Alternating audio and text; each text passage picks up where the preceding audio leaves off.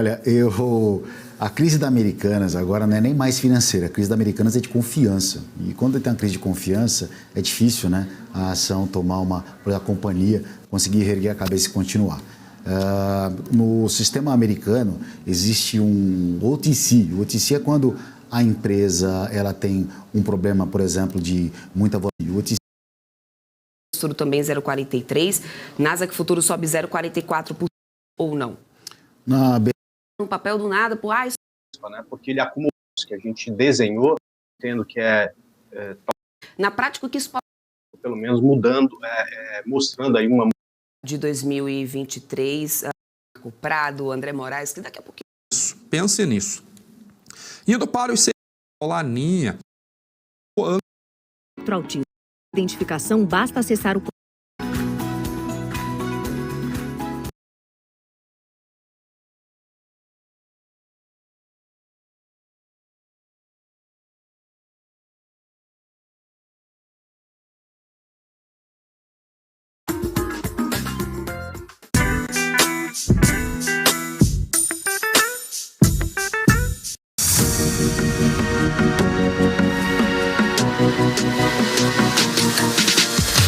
PMC News, informação que gera valor.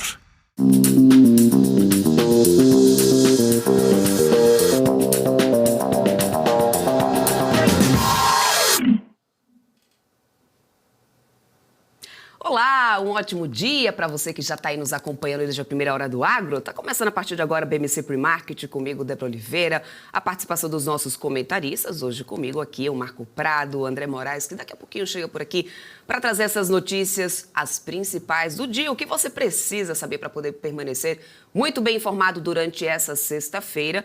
E é claro que antes... Muito obrigada pela sua audiência, seja muito bem-vindo à nossa programação. Sexta-feira só começando e com tudo resolvido, finalmente, na questão do teto da dívida americana, né, já que o Senado aprovou ontem à noite a elevação do teto. O mercado asiático encerrou com os índices em alta. Os investidores estiveram mais otimistas também com os resultados do Wall Street, que refletiu essas esperanças que têm, né, surgido aí em meio a uma expectativa de pausa no ciclo no aumento dos juros americanos. A sexta-feira também amanheceu com os investidores europeus mais confiantes e otimistas depois desse Congresso americano ter concluído essa votação do projeto que eleva o teto de gastos do governo Biden. As operações estão em alta e os negócios estão em expectativa pelo relatório de empregos americanos, o payroll, que será divulgado logo mais às 9h30 da manhã. A expectativa é de que os Estados Unidos tenham criado menos vagas de emprego em maio, cerca de 200 mil vagas, do que em abril, que foram 235 mil vagas. Ainda assim, o número é considerado muito forte para um Fed empenhado em reduzir a demanda.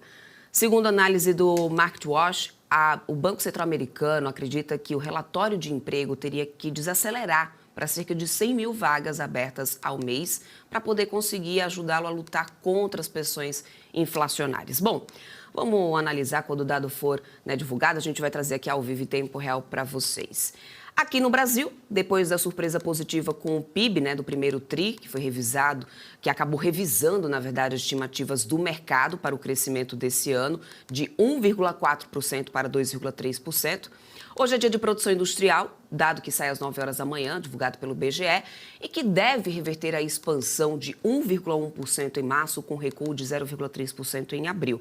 Como mostram os dados do IBGE, a força do PIB está no agronegócio, não na indústria, que teve contribuição negativa no período, uma queda de 0,10%, e reflete também um cenário de desaceleração da economia.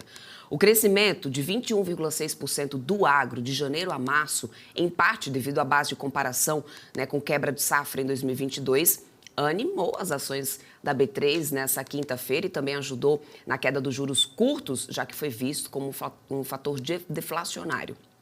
Prevaleceu também a leitura de que o choque positivo de oferta será favorável para os preços dos alimentos e não impedirá o Banco Central de seguir com os planos de redução da taxa Selic em maio, a melhora da percepção também de risco fiscal e da inflação.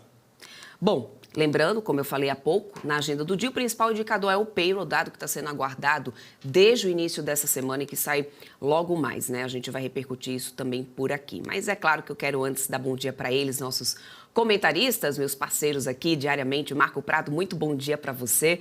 Obrigada pela companhia diária. André, que também já está aqui comigo. André Moraes, seja muito bem-vindo aqui à nossa programação. Obrigado, uma ótima sexta, meninos. E vamos lá, né? Ibovespa colocou o pé em junho com totalmente direito, né? Assim, entrou no mês muito bem, positivamente. E parece que lá nos Estados Unidos a saga se encerra de vez. Boa notícia para o Biden. Acho que o Biden dormiu até bem hoje, né? Se bem que ele teve uma quedinha ali no meio do caminho, pode ter atrapalhado, né, Marco? Bom dia, Débora. Fala, André. Bom dia. Bom dia para você que está assistindo o pré-marketing. O Biden aí deu uma cambaleada ontem, mas não cambaleou no Senado e nem na Câmara. Foi aprovado o pacote sinal verde aí para o investidor da renda variável fazer as suas operações, já que as bolsas mundo afora subiram ontem. Nossa bolsa subiu expressivos mais de 2% e também as bolsas nessa manhã mundiais aí operam em alta, o que levamos a crer que teremos um dia positivo na nossa bolsa de hoje. Deixa eu até atualizar antes do André aqui trazer já uma expectativa para o dia. A gente tem no índice futuro do Dow Jones agora subindo 0,49%, S&P 500 futuro subindo 0,52%, Nasdaq futuro está subindo agora 0,56%.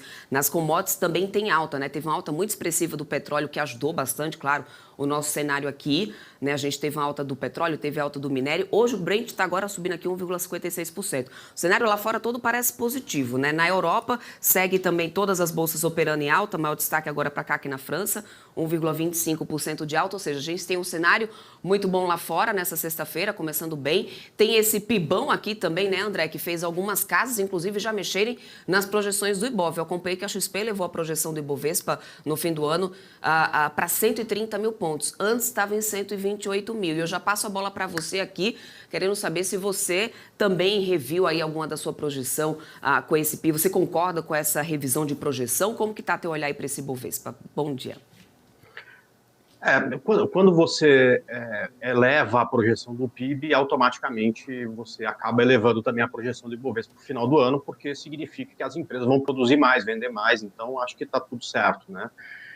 Agora, só voltando um pouco o que o Marco estava falando, a gente começou junho com o pé direito, né? Mas principalmente a gente deixou maio para trás, porque historicamente o mês de maio não tem sido tão bom assim para o Ibovespa. A gente lembra do Joesley Day, greve dos caminhoneiros, ou seja, um monte de implicações que meses anteriores, em anos anteriores, né, maio acabou fazendo a gente sofrer um pouco esse ano. Acho que talvez tenha sido o melhor mês do ano até agora, tomara, né? Maio, principalmente para as small caps, porque nesse ambiente de um pouco de incerteza lá fora dos últimos, 60 dias, por conta de elevação de teto de dívida americana e até mesmo por conta da queda das commodities, né, as nossas blue chips ficaram um pouco para trás, deixando as small caps aí quase que trazendo esse mercado nas costas nos últimos 2 meses. Né? Uhum. E como que fica a tua projeção aí para o Ibovespa? Muda alguma coisa a sua também, ou André? Como que está aí para o final desse ano de 2023? Qual que é a tua expectativa para o Ibov? Qual que deve ser a marca Ibovespa que, né, como a gente começou aqui já falando, terminou essa terça-feira, essa quinta-feira com uma alta aí de mais de 10%, né? Bom, como analista técnico, né, eu acho que projeção no final do ano não é uma coisa que eu me sinto à vontade para fazer, porque a gente vai meio que reagindo ao mercado. Eu gosto de viver um dia de cada vez. No primeiro momento, eu acho que tem uma dificuldade muito grande do Ibovespa na região de 115 mil pontos. E rompida essa região, aí sim a gente passa a olhar para o próximo ponto importante, que é a região dos 130 mil pontos. Agora, eu estou muito otimista com o mercado e já vi esse ciclo de subida de juro, de queda de juro aconteceu umas 3 vezes desde que cheguei nesse mercado, e entendo que se a gente vier para uma inflação bem controlada, com a economia crescendo e juro caindo, eventualmente a gente pode, inclusive, e se tiver, né, preço de commodity controlada, quer dizer, se Vale ajudar, se Petrobras ajudar, eu acho que a gente pode, inclusive, pensar, não sei se para o final do ano, né, mas para os próximos momentos em alvos maiores aí para esse Ibovespa. Até mesmo maior do que os 130 mil pontos falado agora. Uhum. Vamos acompanhar então, claro, e daqui a pouquinho, quando a gente também tiver a abertura do índice futuro, a gente traz aí uma análise no momento da abertura. Agora, vamos falar um pouquinho sobre esse arcabouço, Marco. De acordo com o jornal Estadão, o Senado estaria buscando uma forma de alterar o marco sem a necessidade de voltar à Câmara. A gente viu aí uma grande repercussão aí para poder justamente chegar a uma conclusão desse arcabouço lá na Câmara. O Senado agora tem 3 pontos que eles querem mexer. A brecha que permite aumento para o gasto em 2024, tirar Fundeb do limite, né, e ainda também essa mudança do fundo distrital no Distrito Federal. Você acredita que eles estão articulando todas as maneiras para não ter que voltar para a Câmara nova, né, a votação e tudo mais? Isso pode refletir de alguma forma no mercado, essas alterações, essas mudanças no Senado, ou você acha que isso vai passar aí despercebido? O que já tinha que ser precificado em relação ao arcabouço já foi? Bom, acho que um retrocesso do arcabouço é pouco provável. A emenda parlamentar que já foi aprovada de 1,7 bi pelo presidente Lula acalmou problemas na Câmara, agora tem que ver se o Senado também vai querer alguma emenda, mas acho muito pouco provável isso voltar de novo para a Câmara e o mercado já entende que o arcabouço vai seguir. Agora os desafios do próprio arcabouço é a arrecadação, arrecadar mais do que gastar. Será que vai conseguir o governo? Assim esperamos, né? Bom, o fato é que quando a gente vê qualquer tipo de movimentação assim, no cenário político, a gente sente muito no reflexo no câmbio, né, no dólar. E aí, André, eu queria até que você pudesse trazer já uma análise sua em relação a esse dólar. A gente teve o primeiro dia de junho com o dólar no positivo, a moeda voltando a bater ali na casa dos R$5 novamente. Ou seja, o cenário político fora arcabouço tem outros pontos ali que estão sendo negociados, ainda tem, né, reformas ali que precisam ser encaminhadas, mas na base governista realmente do Lula, a gente tem visto ele enfrentar diversos problemas, a gente tem pontuado isso aqui ao longo dessa semana, e isso acaba sempre respingando ali no dólar de qualquer maneira, né? Como que está a tua expectativa aí para o dólar, para esse início aí de mês, da maneira como a gente teve esse primeiro pregão de junho, né? Qual que é a análise que você faz agora do câmbio? E, claro, já para deixar uma expectativa aí para quem está começando o dia operando agora, né? Já ficar atento aí no que pode vir pela frente. Olha, a tendência que a gente observa para o dólar é uma tendência de baixa, né? Isso já, desde o começo do governo Lula, a gente teve, depois das eleições, um pouco de alta no dólar e a partir daí a gente vem numa tendência de baixa, né? Então, aqui, né, é exatamente dezembro, né, quando ele teve a última grande subida dele, chegou ali perto de uma média móvel importante, inclusive, e a partir daí ele vem em tendência de baixa, né? Então, assim como o nosso Ibovespa, nas últimas 2 semanas ele vive uma consolidação perto dessa região de R$5, mas se a gente for levar em conta a agitação política, né, de incerteza nos Estados Unidos quanto à elevação do teto da dívidas, incerteza aqui em relação ao arcabouço fiscal, se passaria ou não, enfim, se a gente for levar em conta todas essas incertezas, né, ele até que se comportou muito bem, ele se manteve lateral enquanto a gente tinha ruído suficiente para fazê-lo dar uma explodida para cima, como acontece em momentos de incerteza. Ou seja, eu entendo que a tendência do dólar é de baixa, não existe elemento gráfico, pelo menos, mostrando aí uma mudança de tendência, né? E se tivesse que fazer uma aposta nele, seria exatamente para baixo. Tá? Agora, isso pensando aí no mês, né? Pensando em hoje, a gente vai depender muito do dado que vai sair daqui a pouco, que é o payroll, que acaba mexendo muito com o dólar, com o preço do dólar aqui, frente ao real e frente às outras moedas, né? Então, por curtíssimo prazo, muita volatilidade sem direção, até sair o payroll, né? Agora, para o mês, eu entendo aí que a tendência deve permanecer uma tendência de baixa, e as atenções é exatamente nesses fundos deixados perto dos 4,92, tá? Porque vindo aí e não conseguindo fazer um novo fundo, a gente pode até ter lá na frente uma reversão de tendência, mas enquanto ele nem veio testar esse fundo, ele continua na tendência de baixa, e se eu tivesse que fazer uma aposta, seria no dólar mais baixo aí para o final do mês. Mudando um pouquinho de assunto, então, já está recado dado aí com esse câmbio. O ministro Fernando Haddad, gente, confirmou no final da tarde de ontem que o programa de incentivo à compra de carros foi redesenhado. Terá custo inferior a R$2 bilhões, será feito via medida provisória e totalmente compensado por medidas que já tiveram o aval do Lula. O governo pretende editar a MP até a próxima segunda-feira. Segundo a Folha de São Paulo, o custo do programa será próximo a 500 milhões aí, arrecadará e alcançará, o PIS, COFINS e o IPI, né? Mas não deve afetar o IOF. Enquanto isso, a gente segue acompanhando essas notícias de que as vendas, né, de carros populares têm realmente sido impactadas, têm diminuído cada vez mais. Marco, essa medida, na prática, você vê algo positivo, assim, um reflexo positivo, o resultado disso? Porque, assim, até então o governo quer que seja rápido, coisa de meses apenas, né? Não deve se prolongar. Ou seja, seria apenas uma tentativa realmente muito mais relacionada à decisão política, porque na prática, eu não sei se você está conseguindo entender o que eu quero dizer, na prática o que isso pode trazer de efeito positivo? Vai trazer realmente algum efeito positivo? 3 meses ali de um projeto como esse, reduzir o valor de veículo popular? Como que você tem analisado? A gente está chegando ao final da semana com aí então a chancela do ministro Fernando Haddad, reformularam, Lula já deu aval, e aí? Aparentemente, em edições anteriores, quando teve um movimento para você beneficiar apenas um setor da economia, a outra parte fica estagnada do mesmo jeito. Por mais que o governo esteja bem intencionado, mas essa está parecendo uma medida mais populista do que outra coisa. Porque, convenhamos, né, um carro popular, R$60 mil, né, até 120 mil, um carro popular é caro, né? Então, não é todo mundo, é a população, enfim, uma pequena parte da população hoje que consegue comprar, uma mínima parte da população que consegue comprar um carro de R$60 mil, né?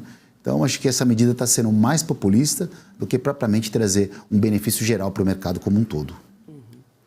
No setor industrial, você segue otimista com alguma companhia? Você me falou um pouco sobre small caps ainda há pouco, quando a gente começou a bater um papo aqui, o André.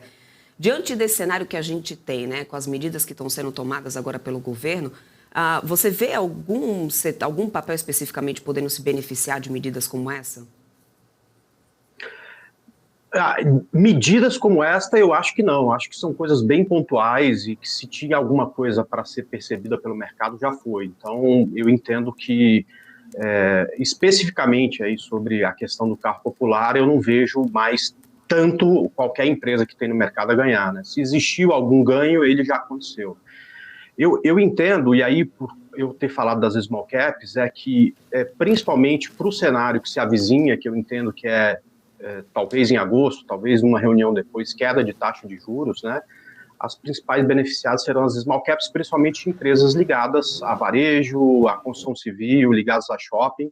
E isso me deixa muito mais otimista, né, com o mercado para eventuais compras do que, por exemplo, empresas ligadas à indústria, enfim, tá? Porque eu entendo que tem essas empresas que sofreram muito por conta da taxa de juros lá em cima, né? Elas, apesar de já terem algumas se recuperado bem, ainda tem muita coisa para subir caso esse cenário que a gente está imaginando de queda de taxa de juros lá para frente, né, se torne realidade. E eu acho que esses setores ligados à taxa de juros têm muito mais para subir, então eu estaria muito mais otimista exatamente olhando taxa de juros do que alguma coisa vindo da política, principalmente nesse ponto aí de abaixar o imposto aí para carros populares, tá? Bom, vamos acompanhar então, né, para ver o que vai dar nisso. Vamos falar um pouquinho sobre Petrobras. E, André, eu vou querer até uma ótima análise sua em relação à companhia. Bom, não tem como a gente deixar de falar sobre Petrobras, inclusive ontem a companhia disparou bastante, na cola do petróleo, claro, surfou nessa onda aí de dados positivos lá da China.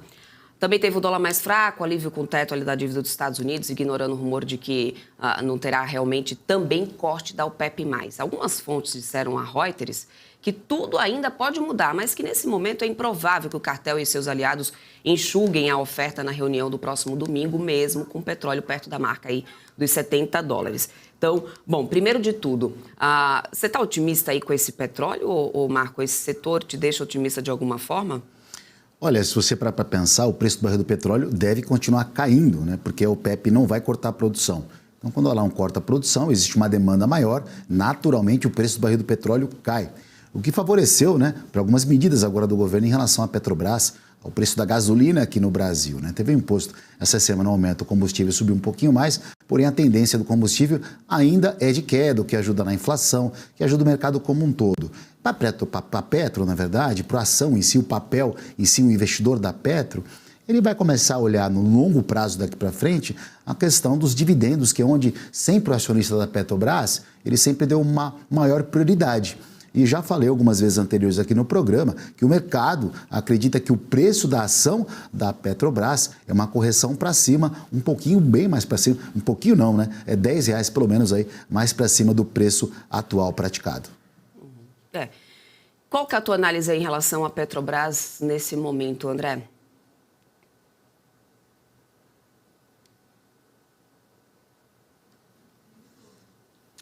André, acho que você mutou aí seu microfone. Dá uma conferida se está mutado.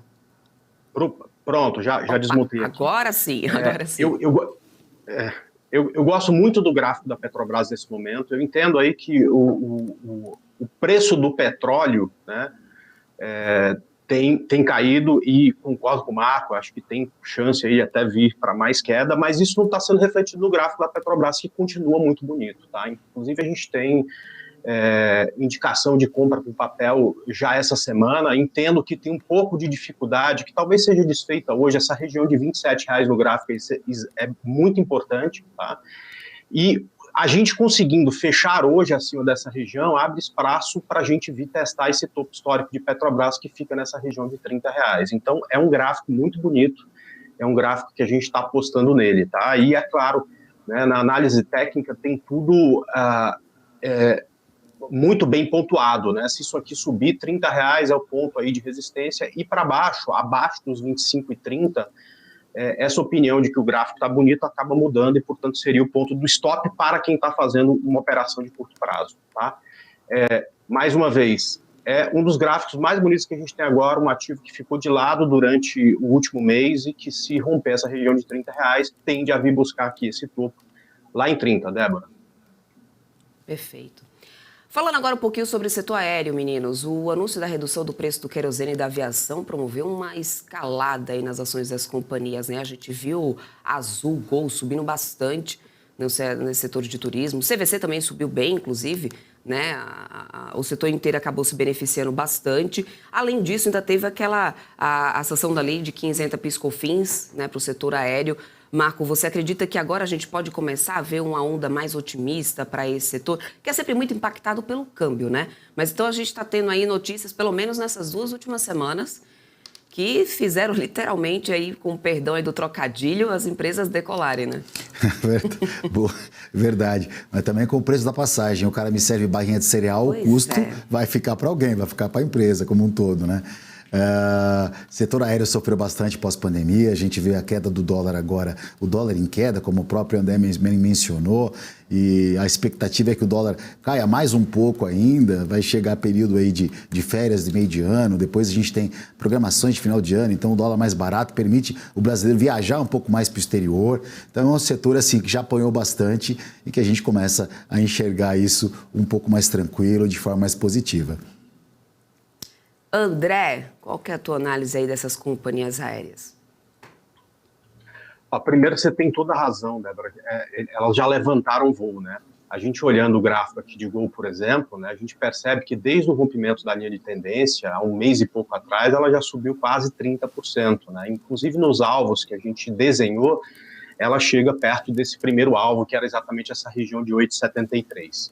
Eu continuo positivo com a tendência de Gol, entendo que qualquer dificuldade do papel está aqui exatamente nessa linha vermelha, que é uma linha de tendência de longuíssimo prazo dela, ou seja, enxerga o espaço para mais alta no papel, pelo menos até os R$10. E isso é muito parecido para a Azul, que também rompeu uma linha de tendência cá atrás, né, e a partir daí, né, já subiu aí quase 40%.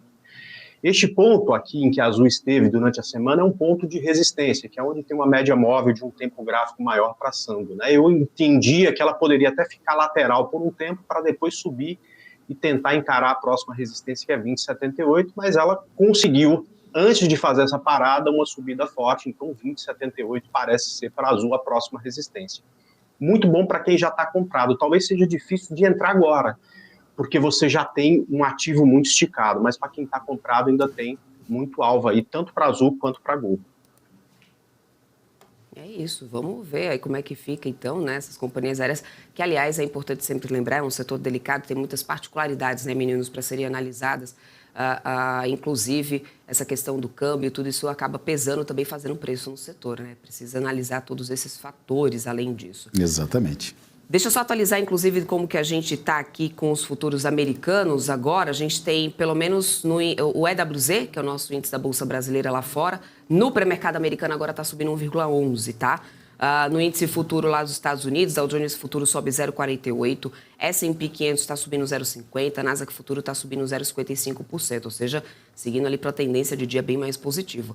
DAX está subindo também bem forte, 1,12%, CAC na França 1,23%, FTSE no Reino Unido também sobe bem, 0,93%.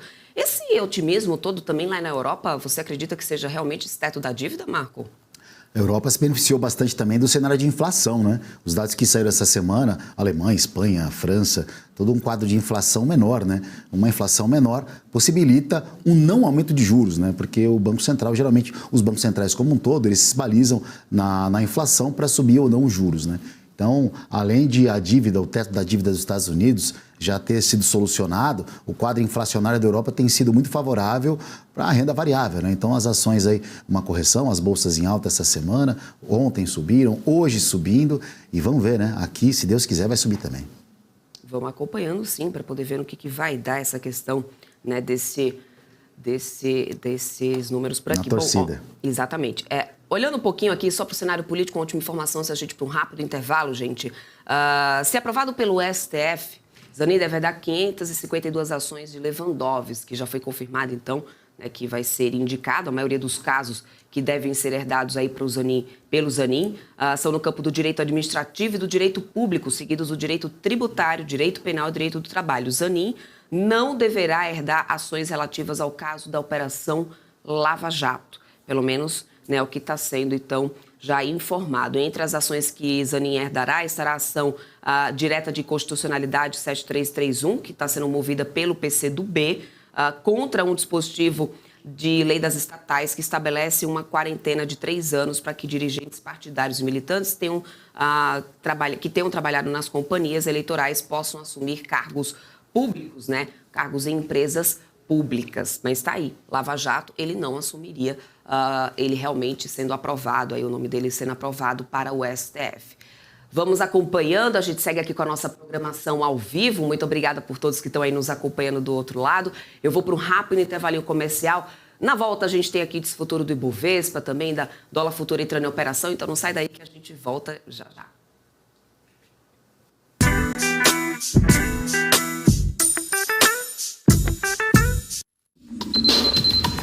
O que acontece no mercado financeiro no Brasil e no mundo está na BMC News. São 24 horas de programação para ajudar o investidor na melhor tomada de decisão. Independência e jornalismo sério. Não estamos plugados em nenhuma instituição financeira. Isso nos dá liberdade de levar a informação sem nenhum viés, sem conflitos de interesse. Ser a ponte entre as notícias, empresas, especialistas e os investidores. Tudo de uma forma dinâmica e com uma pitada de bom humor.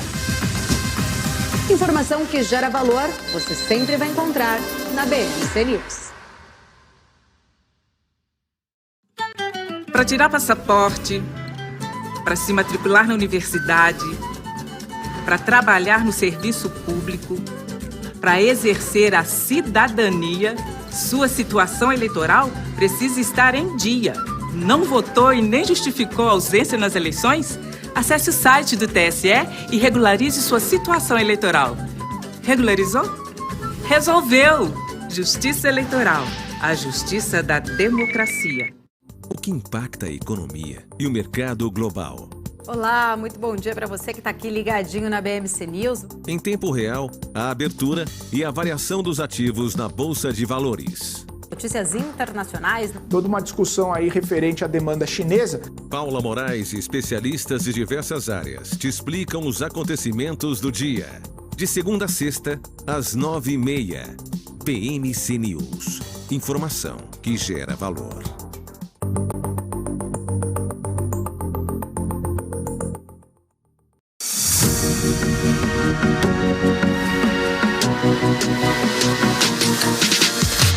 BMC News, informação que gera valor.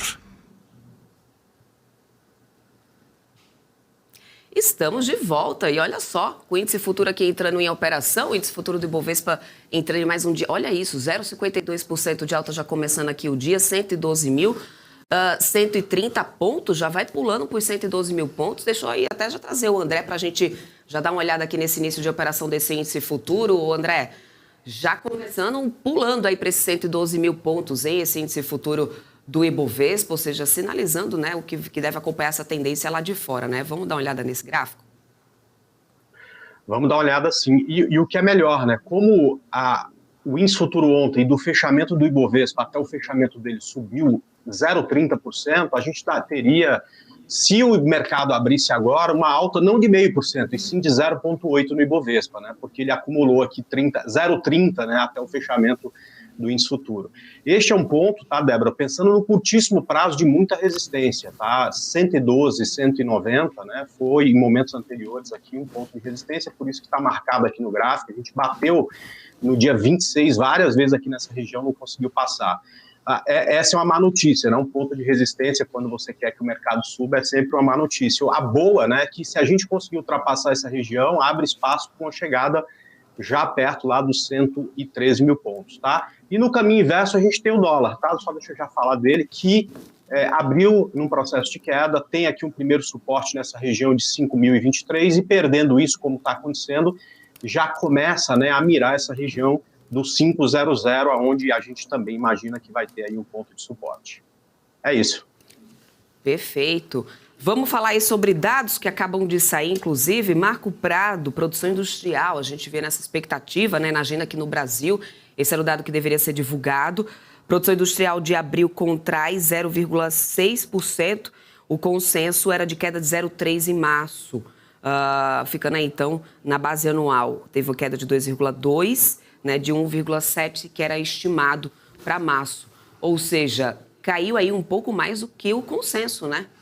Isso já alinha um pouco, né, a preocupação do governo com essa medida, por exemplo, da isenção do desconto nos automóveis, né, preocupado um pouco mais com a indústria, levando em conta o que levou, como você mesma disse na informação inicial, o PIB do Brasil vem subindo por conta do agronegócio, que sustentou nas costas na pandemia, né, já que a cadeia da indústria parou por completo, né, e não foi uma culpa de governo, enfim, agora é um setor que realmente inspira um pouco de cuidado e talvez uma possibilidade de você acentuar e melhorar essa indústria, né, é viabilizar um pouco o crédito. Para viabilizar um pouco o crédito seria o corte de juros, né? Então é aquela faca de dois legumes do governo, né? Se corta os juros no momento agora oportuno. Mas eu acredito que tudo caminha para um corte de juros nas próximas reuniões e a indústria voltando a ficar um pouquinho mais aquecida com a questão também do crédito.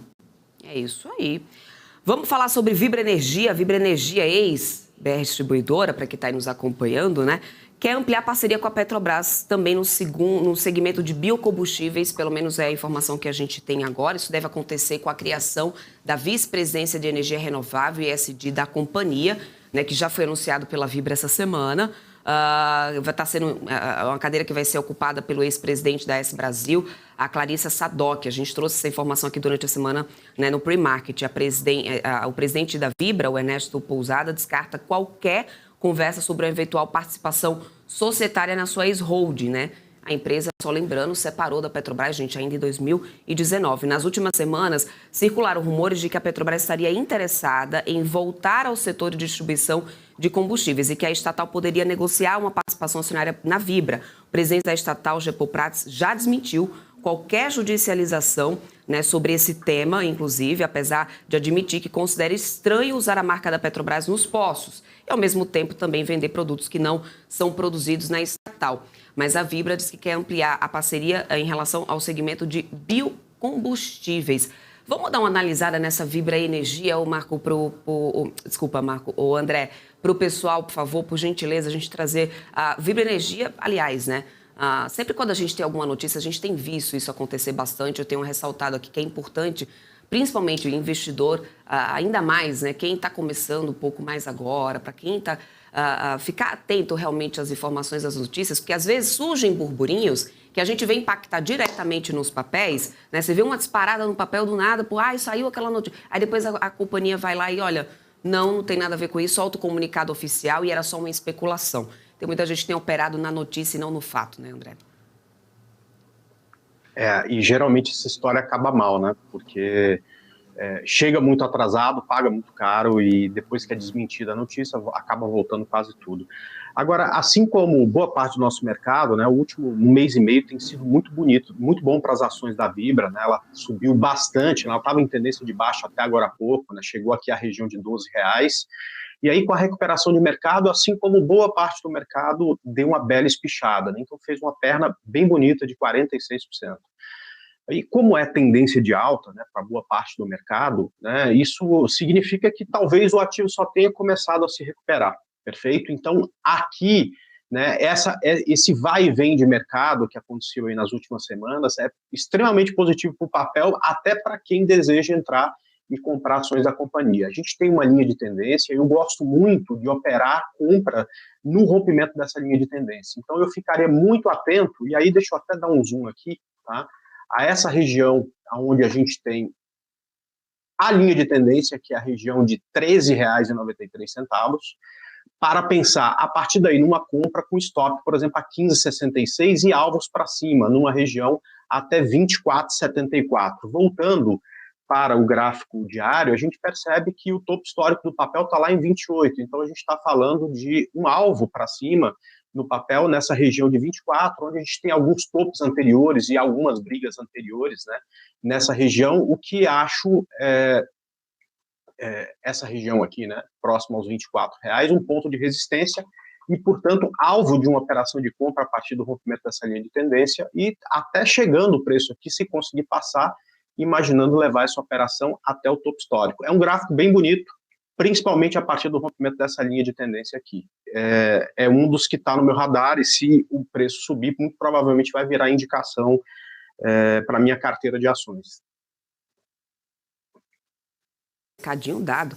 Vamos falar sobre o setor de proteína, gente. A FIT informou, em relação à BRF, que o aumento de capital que foi anunciado pelo frigorífico de até 4,5 bilhões de reais é positivo para a companhia e deve acelerar a redução de sua alavancagem, cerca de 1,3 vezes aí em 2023. Eu vi até sobre uma questão de destravamento ali de valor em relação à competitividade.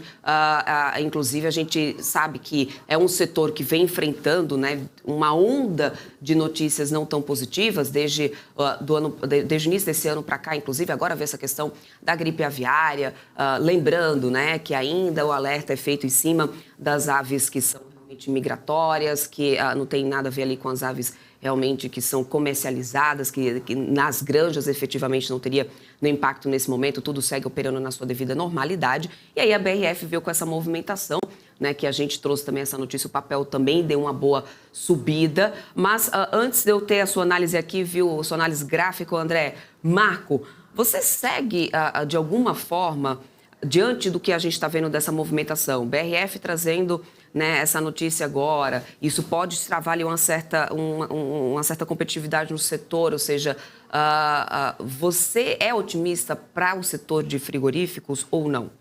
Na BRF específico, Débora, são 500 milhões a mais de ações, né? 500 milhões a mais de ações. Então, de 1,3 bi, a gente está falando de 1,8 bi. Né? Isso é extremamente positivo para a companhia, sim. O papel já vinha subindo com essa expectativa. A tendência é subir um pouco mais. Teve essa questão da gripe aviária, né? O H5N1, que estava sondando aqui algumas aves migratórias, mas acho que deve ser passageira, a gente espera que sim.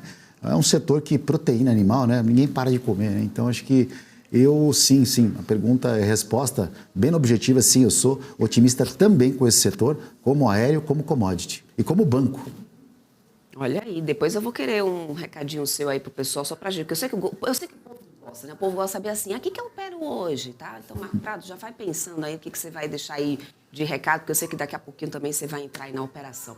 Ô, André, BRF, vamos dar uma olhada nesse papel que se beneficiou bem dessa notícia aí nessa última semana? Vamos lá. Já começando olhando o gráfico, Marco, eu também quero ficar muito empolgado com o setor, porque esse setor, quando a gente menos espera, ele começa a subir, fica 2, 3 anos só subindo, então é excelente para operações de curto prazo. mas eu ainda não entendo que a gente tem um timing certo para o setor. A BRF é de todas aí do setor a mais interessante, mas eu percebo que isso aqui é muito mais uma lateralização de mercado, né? Um mercado difícil, um mercado de pouca tendência, enquanto a gente tem opções que estão muito bonitas depois dessa subida, e, portanto, eu começaria a ficar muito interessado nessas ações de BRF, e, evidentemente, até olhando para o resto dos setores, a partir do rompimento dessa parte de cima dessa grande lateralização, né? Então, o ponto em que eu vou começar a querer pensar em compra desse ativo é aqui 9,40. Antes disso, para mim, isso é mercado lateral que oferece geralmente um retorno de investimento pior. A partir desse ponto, aí sim, e como esses ativos, né, tendem a ficar em tendência por um longo prazo, eu, depois de comprar, quero ver se a gente consegue esticar essas operações para muito além de 15 e 28. Né? Não raras são as vezes que a partir, né, de uma reversão de tendência com o setor, ele começa a buscar alvos de longo prazo, como, por exemplo, 24 e 40, que é o outro ponto de dificuldade no papel.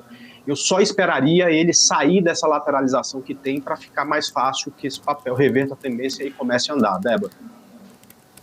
Olha aí, tá aí, um recado dado, então, né, em relação à BRF, pessoal que está aqui de olho. Deixa eu só atualizar, inclusive, como que a gente está nos índices lá fora, para o pessoal que está nos acompanhando. Ó, Dow Jones Futuro segue subindo 0,43%, S&P 500 Futuro também 0,43%, Nasdaq Futuro sobe 0,44%. Tem DAX na Alemanha também subindo 1,06%, FTSE no Reino Unido 0,93%, CAC na França 1,19%. O pessoal está pedindo aqui para poder a gente também fazer uma análise de Ambev. Vamos dar uma olhadinha na Ambev, André, só para poder a gente já fechar aqui um pedido do pessoal dos telespectadores. Quem quiser mandar recadinho lá nos Instagrams da gente, né, Marco? Fiquem atentos. Isso aí. A gente está de olho aí nas nossas redes sociais também para poder bater um papo com vocês sempre. Os telespectadores que sempre estão, né, o pessoal muito comentando, né, elogiando a gente, dando feedback positivo, essa estreia da gente na BMC News, na TV. Muito obrigada, gente. A audiência de vocês é sempre muito importante para nós. Mas vamos às análises, que é isso que interessa, André. Bom, Ambev é um gráfico que eu realmente não gosto por curto prazo. Eu acho que talvez seja um gráfico perfeito para quem gosta de fazer lançamento coberto com opções, né? Porque é um papel que fica boa parte do tempo lateral, ou está boa parte do tempo lateral, né? Esse aqui é um gráfico semanal, né? E quando a gente tira o zoom, a gente percebe que nos últimos anos, quer dizer, desde 2011, Ambev é muito lateral. Quer dizer, teve um momento bonito em 2017, 2018, depois uma queda por conta da pandemia, mas basicamente você pega o meio desse eixo, né, onde a Ambev fica 90% do tempo, ou seja, ela se mexe muito pouco. Portanto, para que a gente possa comprar pensando em cotação, simplesmente, é claro que por longo prazo o dividendo é importante, né? O market share da companhia é importante, o tamanho da companhia é importante, mas para trade, para curto prazo, realmente eu só pensaria em alguma coisa em Ambev no rompimento dessa linha de tendência, passando aqui por 15,40.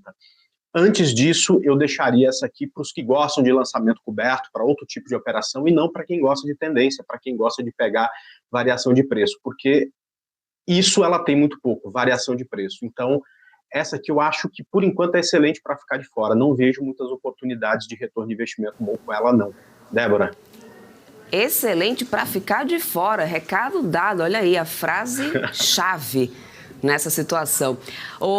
Marco, vamos comentar um pouquinho sobre Americanas. A gente eu até repercuti um pouco sobre isso aqui ainda assim no BMC News. Quem já estava olhando aqui, a gente falou sobre isso ao vivo nessa quinta-feira, mas eu não queria deixar de também abordar esse assunto aqui no Pre-Market, só para poder a gente trazer essa análise do André também em relação a Americanas. Americanas dizendo que está tudo normalizado em relação a fornecimento aos seus credores, né? Ou seja, o processo de recuperação judicial, claro, ajudando nisso, mas parece que tudo anda caminhando bem, né?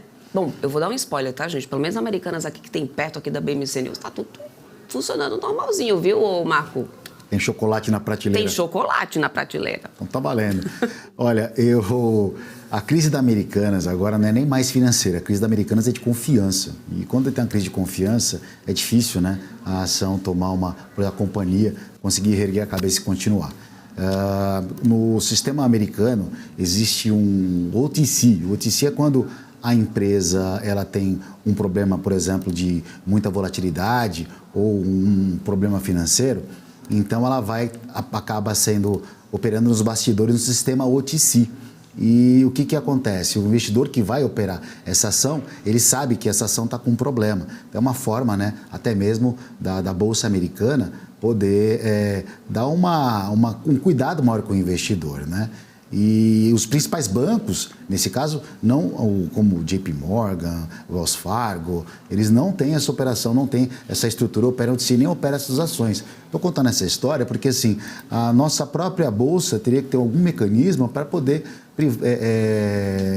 cuidar do investidor, para que tome cuidado com as operações como Americanas e empresas que estão passando por problemas judiciais, né? Então, assim, eu acho que hoje, para uma pessoa chegar em casa, abrir a plataforma e comprar uma ação da Americana, tem que ser muito corajoso.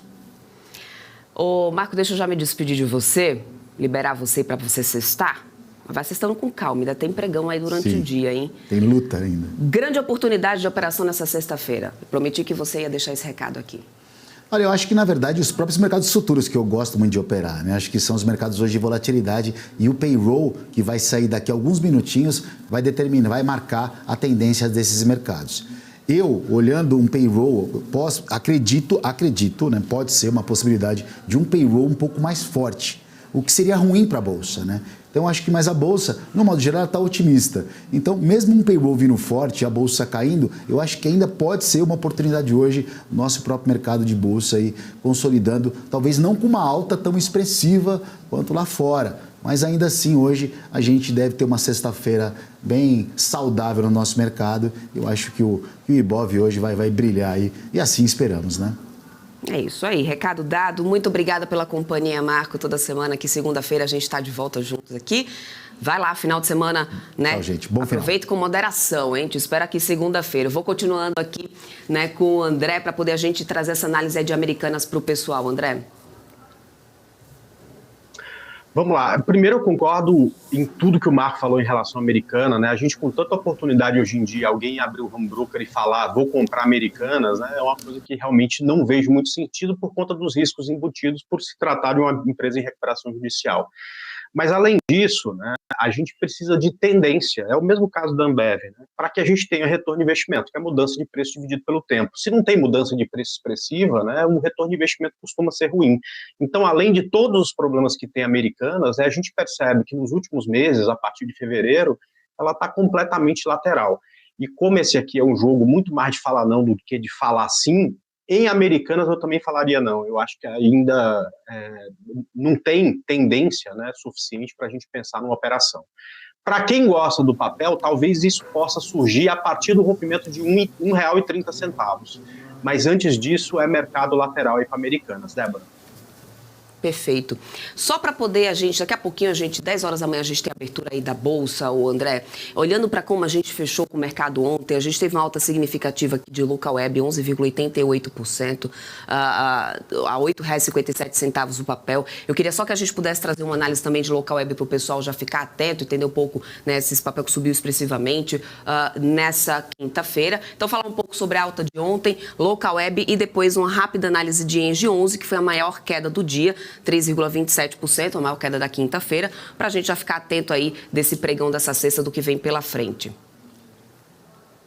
Bom, beleza. Sobre a alta de ontem, começando a inclusive olhar aqui o Ibov, tendência de alta é assim mesmo, né? Eu sei que muita gente chegou aí a partir de 2020, ou seja, nunca viu o mercado subir de fato, né? Teve a recuperação depois da pandemia, que durou um mês, e depois disso o mercado ficou lateral, entrou em tendência de baixa. Quando o mercado tem tendência de alta, você fica sambando durante o tempo e de repente vem 2%, 3% de alta, como foi exatamente o mercado ontem. Então isso é extremamente normal.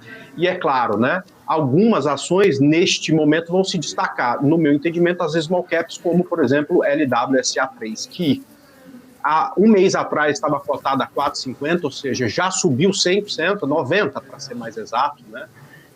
E eu ainda acho que tem muito por vir, né? Porque na tendência de alta é assim que funciona, os ativos vão se recuperando, e se a gente imaginar que o topo histórico dela está lá em R$ 34,00, ela ainda precisa, para voltar para esse topo histórico, de mais 320% de alta. Ontem o que fez, Débora?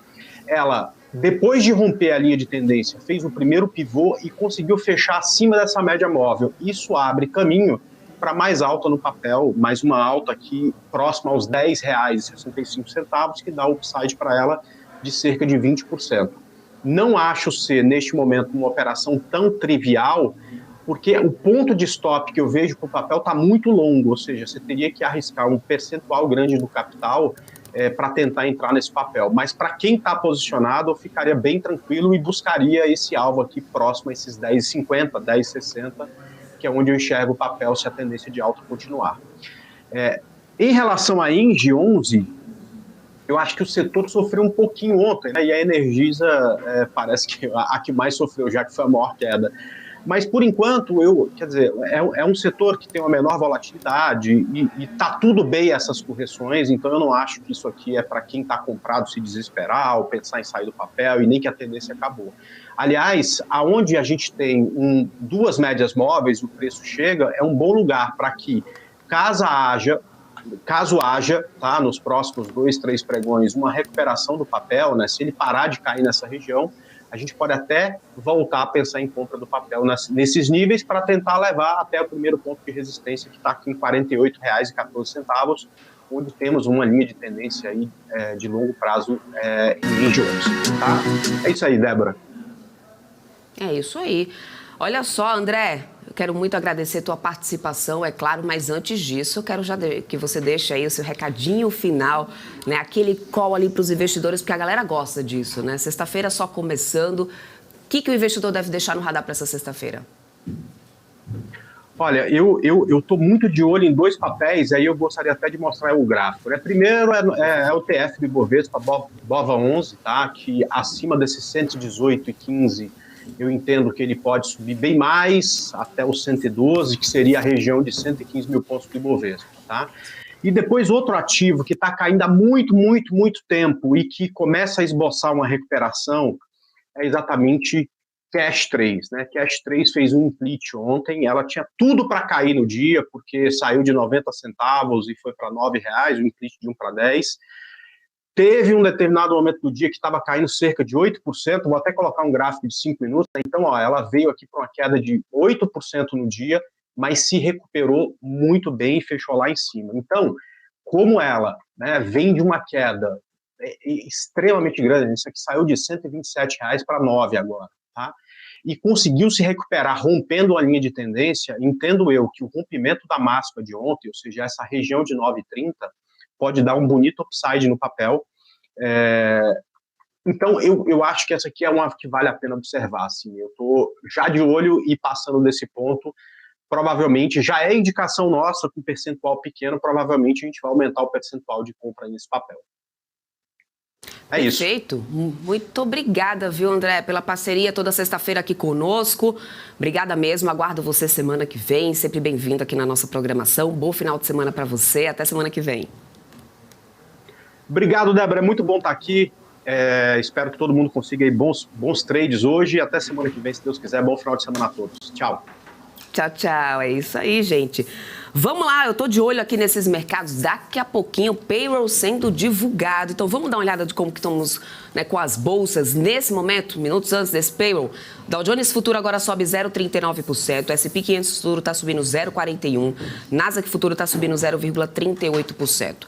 Na Europa, todas as bolsas também estão engatadas na alta. DAX está subindo 1% agora. FTSE no Reino Unido 0,89%. CAC na França 1,13% de alta. Aqui no Brasil, o índice futuro do Bovespa começou a operação e alta e segue assim, ó, 0,65% de alta agora para o Infut, que já de cara foi para os 112 mil pontos, está nos 112.290 pontos. Cenário positivo lá fora, a gente vai acompanhando essa onda de otimismo aí após a aprovação, né, finalmente do teto da dívida dos Estados Unidos, PIBão que foi divulgado, né, ainda tem, vamos lá então esperar esse payroll 9h30 da manhã, daqui a pouquinho sai, vamos ver como que o mercado vai reagir, vamos ver como vai vir esse dado, né? Será que vai trazer alguma sinalização importante aí para o Fed? Vai mudar algum posicionamento do Fed, do Federal Reserve? A gente vai trazer isso aqui em primeira mão para você. Logo mais, faltam apenas alguns minutinhos. Em relação ao petróleo, gente, continuamos com alta. O Brent sobe agora 1,93%. O barril está a $75,72. WTI também está subindo 2% nesse momento. Antes de eu encerrar, gente, um recadinho super especial. Está chegando o dia 5 de junho e grandes players do mercado brasileiro estarão reunidos no encontro de titãs. Você pode ver aí, aprender como ter resultados investindo nos mercados internacionais, como Estados Unidos, Inglaterra, França, Japão, Alemanha, Singapura, Bélgica, China, aprender com grandes players também a tradear nos polos financeiros do mundo, que possuem um cenário bem menos volátil do que o nosso. Para poder fazer parte desse grande encontro de titãs, é só escanear o QR Code que está aparecendo aqui na sua tela.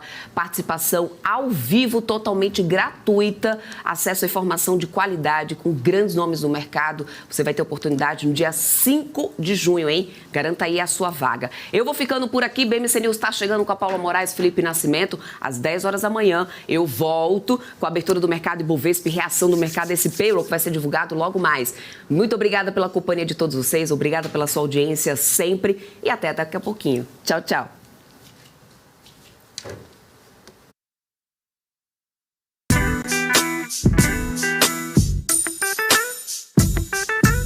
O que impacta a economia e o mercado global. Olá, muito bom dia para você que está aqui ligadinho na BMC News. Em tempo real, a abertura e a variação dos ativos na Bolsa de Valores. Notícias internacionais. Toda uma discussão aí referente à demanda chinesa. Paula Moraes e especialistas de diversas áreas te explicam os acontecimentos do dia. De segunda a sexta, às 9h30. BMC News. Informação que gera valor.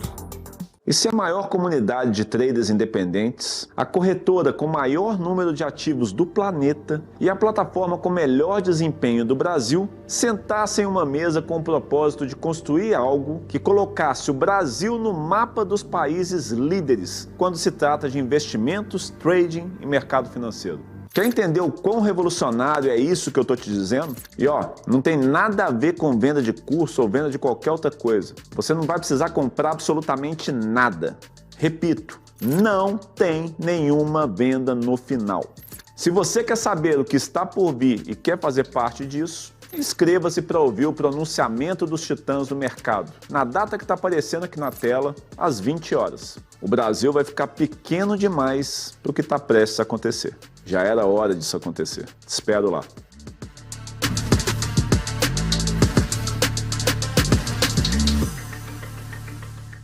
O governo de São Paulo acaba de lançar a versão paulista da